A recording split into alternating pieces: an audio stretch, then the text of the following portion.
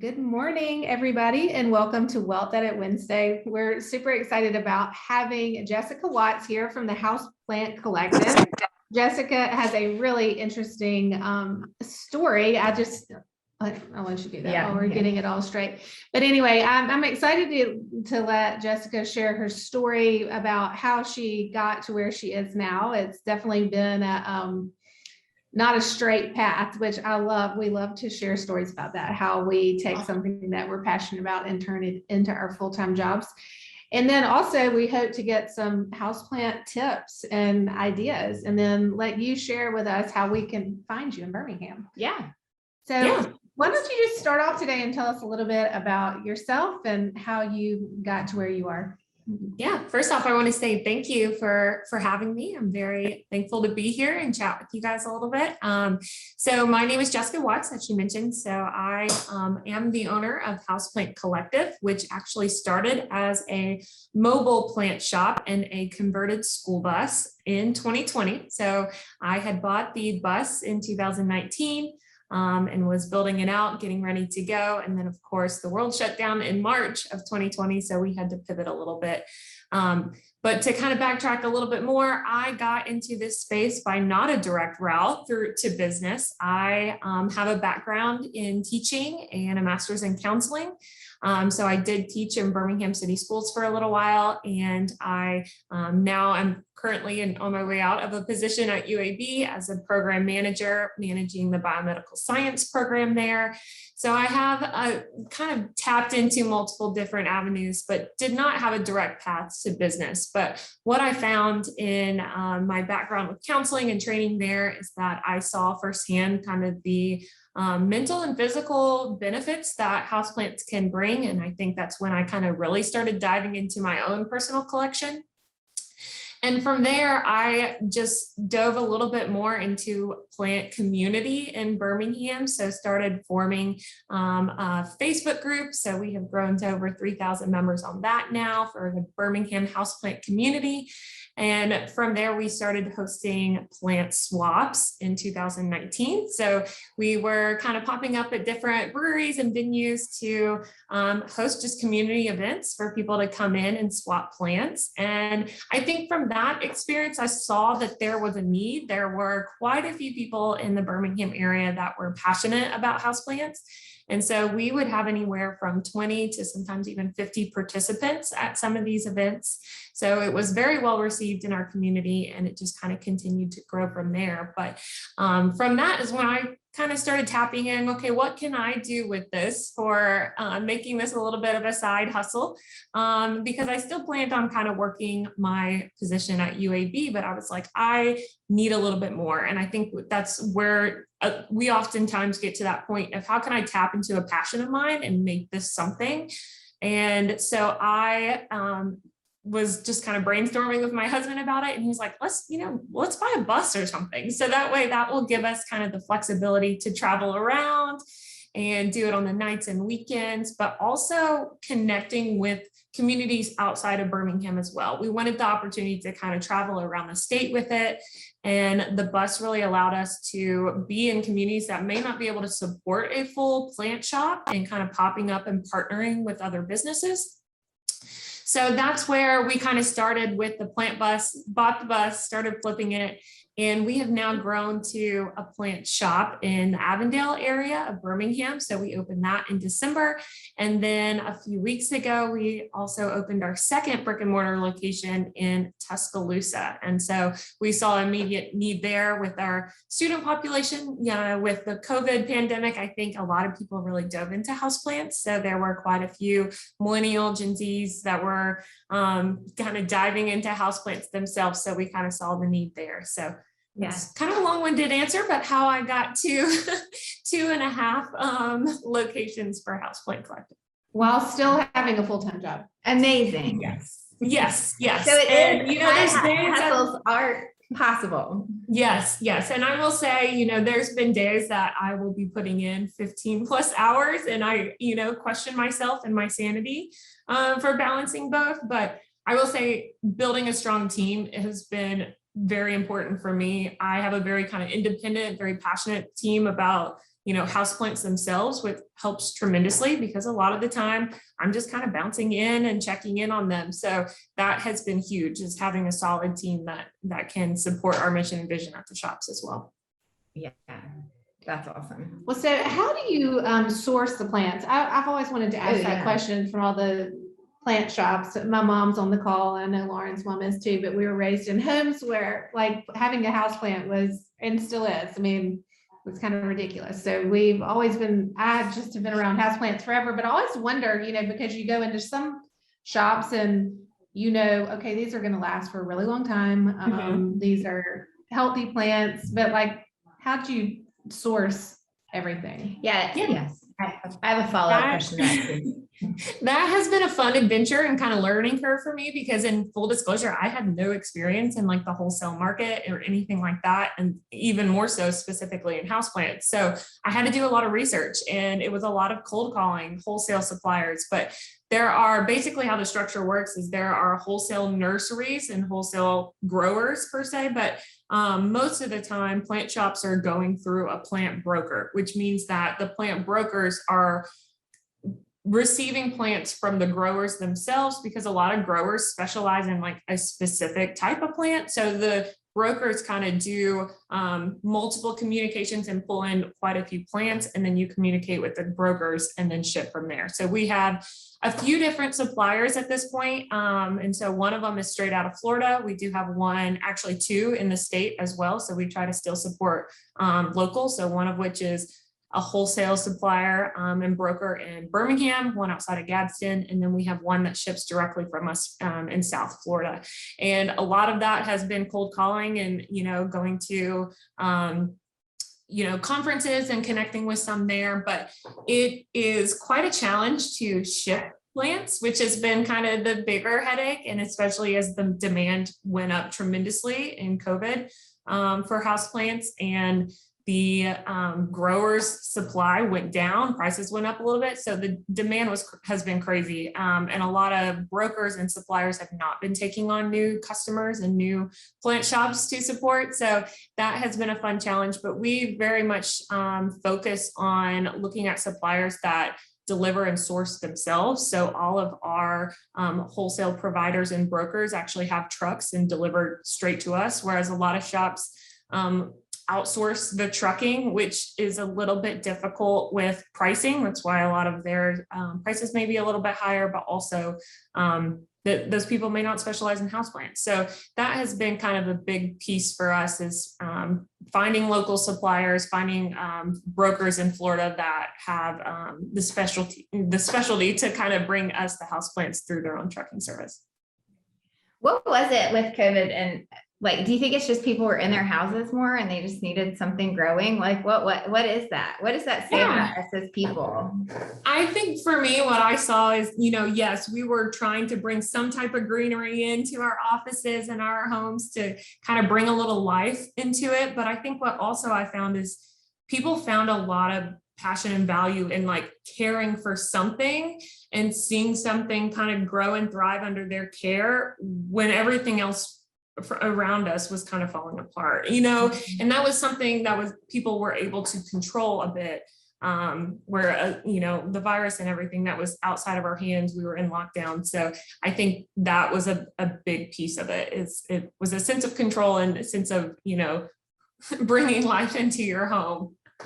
Bring a little extra. Yeah. I mean, I definitely became a houseplant mom over COVID. I'd never had any luck with it, but I got these three, I believe I need to look back. It was all such a moment, but anyway, I got these plants. I was able to keep them alive. But I'm a serial killer of Fiddly Figs and Orchids. Do you see this? Fiddly, I will say those are two very kind of finicky plants, and oftentimes we'll get people come into our shops and say, "This is my first house plant. I want a Fiddly Fig," and we kind of steer away a little bit. They can do very well with good care, but it is definitely not one I recommend for first-time plant people. But they're pretty consistent with care and needs there. And similar with orchids too, they're specific on their watering, and most people freak out when and they see the flowers die off, but that's kind of the natural progression of the plant. So that's supposed to happen. But yeah, they're both a little finicky. So not great beginner plants. Yeah. Well, how did you tell us how you caught up? Because you, like a lot of female businesses that have been interviewed through the Wealth Edit, it's almost like you had to catch up on the business side of the business, right? Like tell us how you sort of navigated that, because when you have fast success, it doesn't often feel like success in the moment because you've got to like kind of backfill what's happening on the inside of your business. So how did you navigate that? Yeah, so I will first kind of preface this with my husband actually owned a small business prior. So we did have a little bit of experience, but that was once again kind of on the side. So he kind of started and built a company when we first started dating. And so I kind of was on the forefronts with him on that and has since sold his portion of it. So that was an experience as well, as getting to that point that, you know, you feel comfortable selling. But for me, I did have to dive into the business piece individually because I do all the back end of the business stuff. Still to this day, I don't have a lot of outside help with that piece, but I dove into a lot of the Birmingham's like startup business courses and workshops and groups. And so that, to me, I'm always kind of one of those active learners. I love kind of like still diving into that kind of stuff. So it was a joy for me in some regards, but I did the Co-Starters Create program. I met with Rev for their Biz 1.0 and met with them for a few consulting services. Went through the Anvil startup and did their pitch program and won that for the business as well. So that was helpful. So yeah, all those resources definitely kind of rounded out the basic knowledge, I would say, but I also have a background. My undergrad is in math, so I appreciate numbers and love numbers. So that helped tremendously too. I would say for some that is not as present. So there are definitely things I would recommend as your business grows and develops, you know, things that you don't have a passion for or don't feel comfortable doing. That is definitely something I recommend kind of outsourcing as much as you can, but still being involved as much as possible. But yeah, I had to really kind of dive in myself, and a lot of it has been kind of trial and error, but you know, networking and being a part of the business kind of startup community has been an important piece for me. Yeah. And another thing that we talked about on the pre-call, which I thought was a really important topic to talk about in this same vein, and something that Lauren and I really learned even more about doing the Launchpad experience, but it's about like the idea of being able to start out really, really lean. You did lean into that as well. I mean, because at the beginning, your expenses were the bus and your plants, and you were doing all the rest. Is that correct? Yeah, very minimal. My overhead was very minimal at the beginning, and still to this day, we still keep things very lean as much as possible. But yeah, my startup expenses did include the bus and kind of retrofitting that. But even that, I got the bus at a crazy deal before the market kind of hit for school buses. So I paid like $2,500 for a bus that it only has 45,000 miles on it. So I definitely would say keep it as lean as possible. Not even investing in a bus could have been even more lean, and just doing online sales with pickup and delivery, but find some way to kind of test your market and get to know your customer before diving too far into it, because that can put a lot of stress on your business. If you are starting out with thousands and thousands of dollars in debt with a loan or with credit cards, that puts stress on your business and on you individually to find success in this. And I think there is value in making sure that it's a viable business idea and it can bring money to you. So it's good to start as lean as possible. So we are very, I in QuickBooks and itemizing expenses and transactions and profit and loss a couple of times a week, I would say. So I'm always like kind of just diving into numbers, making sure we're as lean with our expenses as much as possible. So that way that goes back into the business and goes back to our team. Yeah. I really think that was part of what they liked the most about our pitch for Launchpad, because Emily and I had never pitched before, but I think they liked that. And I think this is the instinct of most females in business, which is really kind of cool, is like test your market, do like start small, and starting small is not, it's a success. I mean, if you have a success with a small group, I'm looking at several people who have been on from the beginning where we offered founders pricing because we just needed people to grow alongside us, needed people to tell us how it was working and what was working and what maybe wasn't working. So we will never forget who brought us to the dance. I'm sure like some of your first customers, you remember them very clearly, but I do think there's really something to that. And what's one thing that you would have done differently in the beginning? Yeah, I think honestly, I could have started even leaner. I could have started selling plants and doing that with local pickup and delivery. I would say that concept was a little bit less of an idea before pandemic. I think a lot of people really dove into that a lot more. So I would say that would have been helpful. I would also, I did a couple months of doing the shop fully by myself. So I worked 7 days a week in the shop, and then I still worked my full-time job. So I had very limited hours. So I would say I probably would have brought on a team member a little sooner and opened that up. But I think it was also good for me to just kind of test the market on that. But yeah, I would say I would have probably had a even leaner startup and started earlier with just local pickup and delivery, maybe doing online. But otherwise, I think, our model has obviously worked and the plan worked out in the end. So. And another thing that I really love about your model is how you can take the bus to different markets and really test it out there. Mm-hmm. How have you used that? I mean, is that how you picked Tuscaloosa for your next market?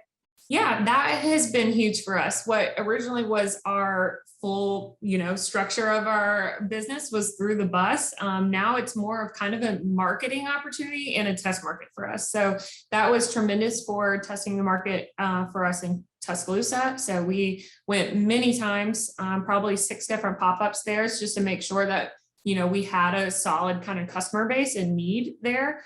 And then we plan to kind of do that to expand even more so out, in the state or even outside the state, because the bus definitely sticks out. So she's white painted with flowers and plants all over her. So I think it is definitely kind of a marketing piece for us kind of going into new cities and partnering with new businesses, but it is still profitable. So that was one thing too.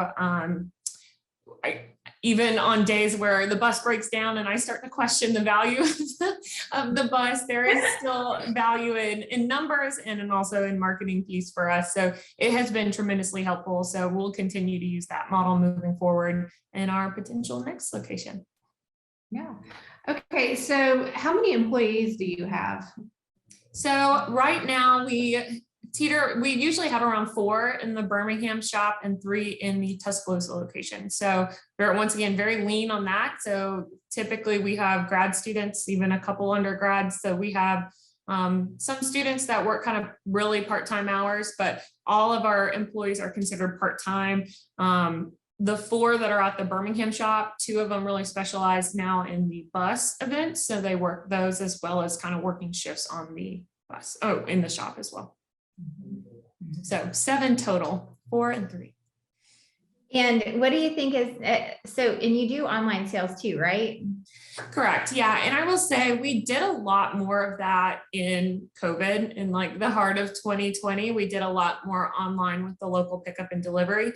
Now, most of the time, 95% of our sales probably come from the shop or the bus. But so we have very few online orders, but a lot of people look at that for when we get like new shipments in, and that way they can easily pick up in the shop before things kind of sell out.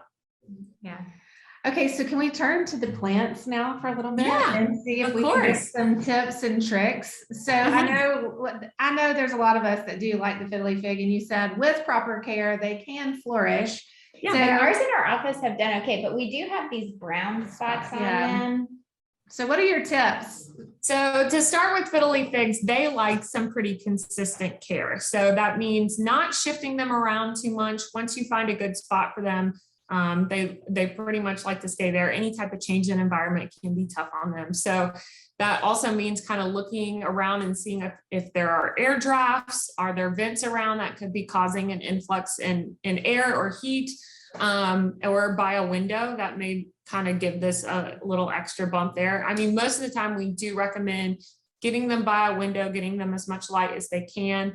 There are spots, like if you have a spot that's a south facing window, sometimes that light can be a little more harsh and could cause sunburn, could cause the brown spots on the plant, but also brown spots crisping may be caused by watering. So most of the time they like pretty consistent watering about once a week or so when you see the soil, the top layer really dry out.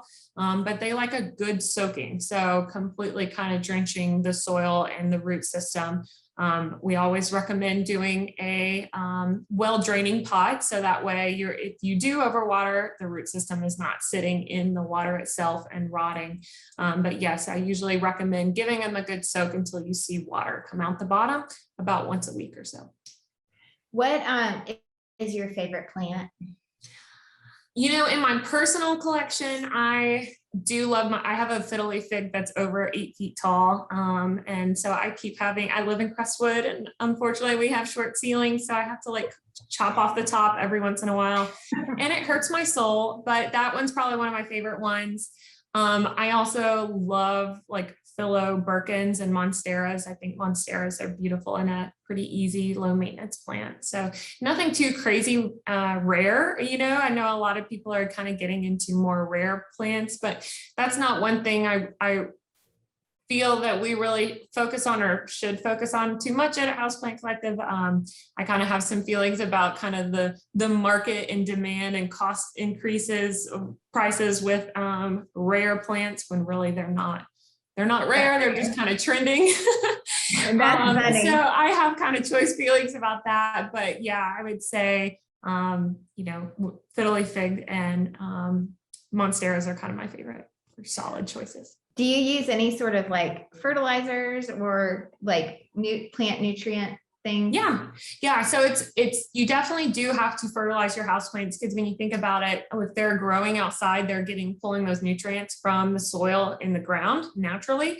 So with indoor plants, they don't have that luxury. So we do have to help them out a little bit. So we do all Fox Farm fertilizer products in our shop. And typically speaking, I do recommend, you know, following the directions on the fertilizer itself. Most of the time it'll tell you a recommendation of how often. Generally speaking, I would say we do it about once a month or so, and that just gives it a little extra bump in its nutrients. But also repotting is helpful too, because when you repot, those nutrients in the new soil will help replenish your plant as well. So when do you suggest repotting? Early spring is the best. I will say we have a pretty mild, you know, summer, fall in some regards. And so we can kind of last through the winter a little bit. So, you know, we get a lot of questions right now. Can I repot? Can I repot? But I typically recommend ideal repotting is in early spring because that gives it some time to kind of resettle into its new home before its real growing season in late spring, summertime. So repotting, you're meaning like just house plants that you have in your home that are still fit in their pot. You just pull them out of their existing soil, shake it off a little bit, and replant it in new fresh soil. I've never done that with my house plant. Well, I will say, just if you've never repotted, you're not gonna kill your plant per se. Most of the time, and it's going to kind of stunt its growth a little bit. So you may see that your plant may not be putting out as many leaves if it hasn't been repotted in a couple of years. That has to do with room in its pot, but also the nutrients that we've been talking about. So a few things I recommend looking for if you need a repot is sometimes you'll have a pot and you will actually see roots coming out of the bottom. So that means it's kind of looking for more room. So that's a sign, but sometimes you can also feel the pot kind of expanding from the root structure or from the plant itself. So that's another sign. Or you may just see that it's not producing new growth lately. And that's oftentimes with the Fiddly Figs too. So if you haven't seen it, it's putting out some leaves. So that may be a sign of repotting. But yes, generally speaking, you would take it out of its pot, wiggle around the roots, because if you don't loosen that up, it's just going to take the same shape and then just kind of take a hold of the shape in its new pot. but you want to make sure you really wiggle around those roots, get it all cleaned up. And that's a good opportunity to check for the root system and make sure you don't have any kind of dark squishy roots, because that could be a sign of root rot. So you want to make sure you kind of clip those off, give it a good clean, and then put it in new potting soil.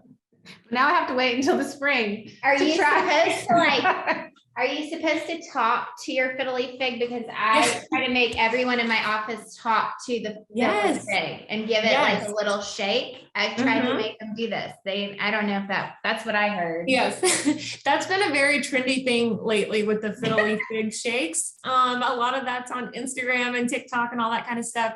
There is, I guess, some research to suggest that shaking it does strengthen the tree a little bit, so that you can think about outdoors too. A lot of our outdoor trees withstand a lot of winds. So similar kind of concept with shaking your Fiddly Fig. But yes, we always recommend talking, naming, singing to your plants, whatever makes Every you time happy, I makes get a the new plant leaf, happy. I'm like, congratulations. Yeah, that's what I do. I say, yay. For That's you. awesome. So anyway, well, I had another question. Well, Unrelated. Unrelated to plant. No, it's related to plants. Okay. So I really do think there's something to what you said about the spot too. Cause like I have this little money plant and it is like so happy that I'm afraid to move it because it's like happy in its spot. Yeah. Yeah, money plants definitely like a good amount of light too. And for the most part, anytime you move plants, you kind of have a little bit of a risk. And so a lot of people experience this, like they'll move their indoor plant outside for like the spring and summer, and then bring it back into inside for the winter. That change in environment can cause a little bit of a shock to a plant. So I always recommend kind of slowly transitioning them to new spaces, so that way it doesn't shock their ecosystem too much. Oh, that's smart. Okay, lastly, I do want to touch on orchids for just a minute, because I feel like there's a lot of misinformation out there. What is your recommendation for caring for them, and how much water and when? Yeah, so orchids are a little finicky as well, just like the Fiddly Figs. So one thing I always recommend is they're a little bit more specific on their water, and a lot of our tap water systems do have a lot of still chemicals in them. So one thing we recommend is you can either sit your water out for the evening, and that kind of dissolves a bit of the chemicals. I will admit I'm not a scientist, so I don't know exactly how that works, but there's a lot of research to kind of suggest that as well. But you can also get purified water source to kind of give a good soaking for your orchids.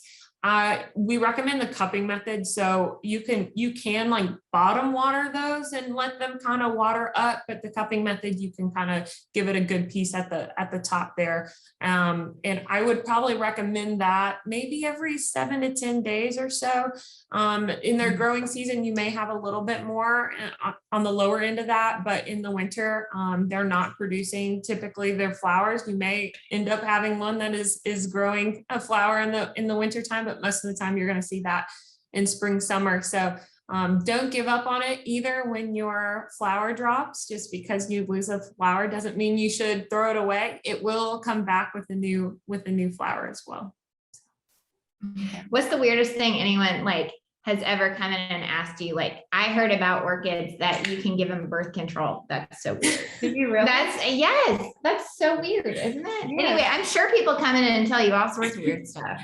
We do get some weird things. I will say, I've not heard that one, so that's a new one for me. But I'm like, that's not true. And they said, yes, it's I don't even remember, but anyway, I thought that was very odd, but people have a lot of opinions about how to care for houseplants. Yeah. And we get a lot of people that come in and say, oh, I heard this plant cures this, or this, plant will cure this sickness or this illness. I will say they are a sense of an air purifier. I do not recommend them for any type of treatment by any means, unless it's if you consider mental health, part of that. But I would say physical ailments, that is one thing that we get, and I try not to laugh in the shop, but a lot of people say, oh, this cures my high blood pressure or anything. I was like, maybe indirectly, but not directly. That's something to consider. Well, Jessica, this has been so much fun. We've loved having you on, and for Wealth Edit members, we are going to have a Birmingham event, hopefully Yes. at the beginning of October, where everybody will be invited, and we're hoping to be able to work out a date with Jessica to have the bus there and to be a part of our event, and so we can all shop and gather up and get ready for the fall. But so thank you. Yes. Of course. We have just enjoyed hearing your story, and tell everybody how they can find you. Like, what's your website? Okay, yeah. First off, thank you for having me. I've definitely enjoyed my time. You can find us Houseplant Collective on Instagram, Facebook. We are at www.houseplantcollective.com, and we are at Houseplant Collective with periods in between on Instagram. And TikTok. I guess I always forget TikTok as well. Yeah. Yes. TikTok is our new favorite. What do we ask why? Not yet. Not yet. Okay. Our favorite question that we like to ask at the end is, why did you say yes to coming on the Wealth Edit?